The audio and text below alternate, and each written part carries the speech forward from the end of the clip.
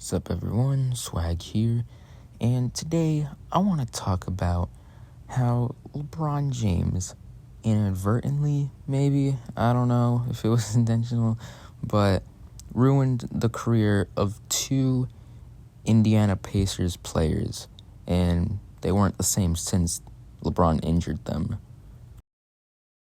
And those two players are Roy Hibbert and Danny Granger. First, let's talk about Danny Granger's injury because he was the first one to get injured. So Danny Granger was a very big part of the Indiana Pacers team back in 2012. I mean, he was their leading scorer. He was very good. He was a leader for their team. I think he was their leading scorer. I don't know if he was, but he was doing very well for the team. But that started to change in the playoffs in 2012. You see, it all starts in the 2012 playoffs, the Heat versus the Pacers. And Danny Granger and LeBron, they got physical on most of the altercations. There were two instances where they got into physical altercations. And all around, it was just a very physical series, very competitive, and yeah, LeBron and Danny Granger played very aggressive. They didn't really like each other in a sense, I guess. They got into a lot of scuffles. However, Danny Granger's career started to change in Game 5 of 2012 when he lands on the foot of LeBron after attempting a three. Now, you see him attempting the three, and LeBron clearly undercuts him. Don't know if it was intentional, but Danny Granger had to go to the locker room. Danny Granger would return in the third quarter only to re-injure his already injured ankle and go to the locker room and not return.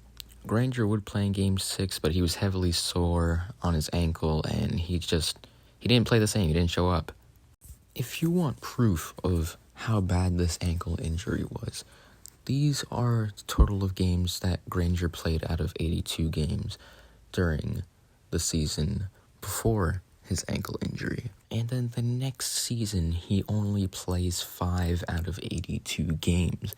And it wasn't like he played the first 5 games of the season. No, he was out for a long time, and then he returned after All-Star break. So he was gone for a while, and then he ended up,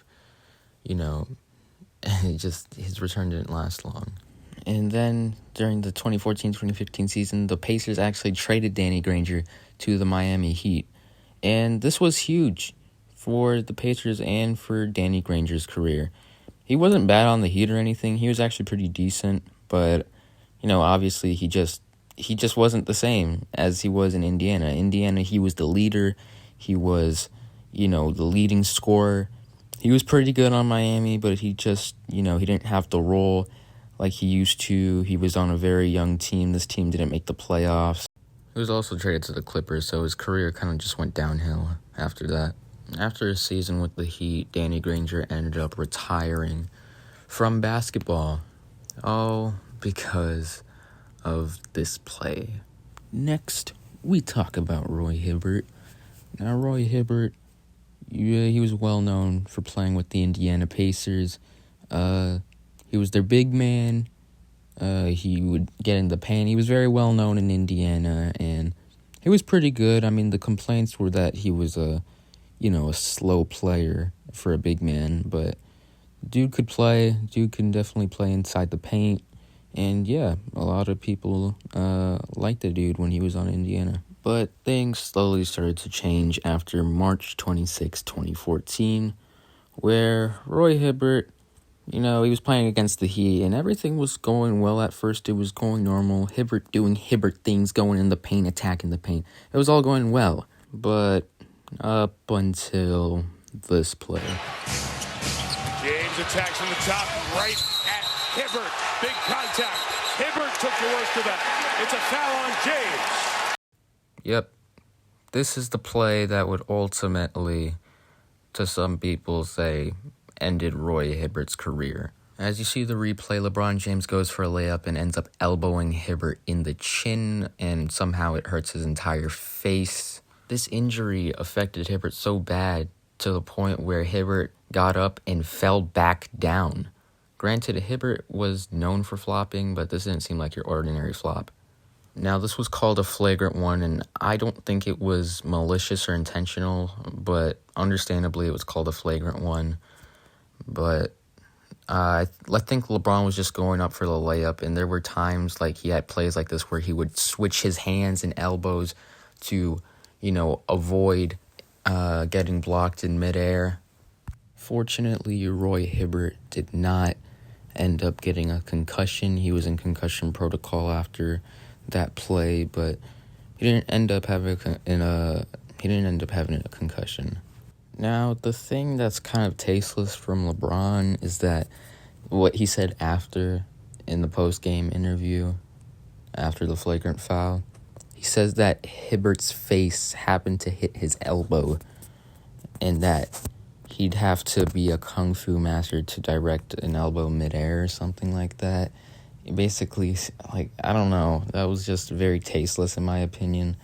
And it shows that LeBron hasn't really changed when it comes to these types of plays, because he said the exact same thing when he hit Stewart in the face. He said that Stewart's hand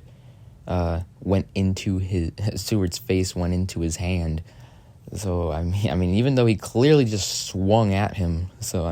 And reports were coming out a month later since this incident happened saying that Hibbert was just not the same since LeBron elbowed him. Granted, though, Hibbert was getting more head injuries, weeks after the LeBron incident. Hibbert was constantly getting hit in the head. And it was just a constant thing in the month of April 2014 where Hibbert would just get hit in the head multiple times.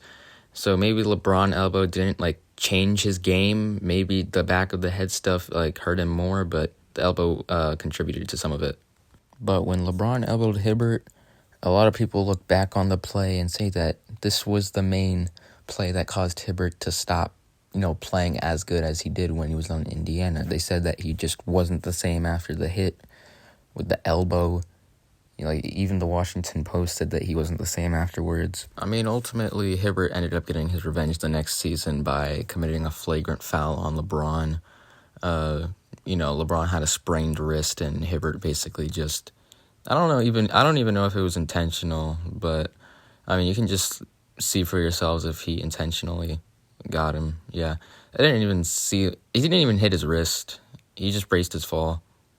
But yeah, that's basically the story of how LeBron inadvertently, I don't know if it was inadvertent, but yeah, you never know. I don't know the truth at this point. But yeah, how LeBron James ended 2 Indiana Pacers stars' careers. Yeah, then they had potential too. Danny Granger had potential, but the ankle injury just ruined his career. Hibbert didn't play the same after his head injuries and the elbow committed by LeBron.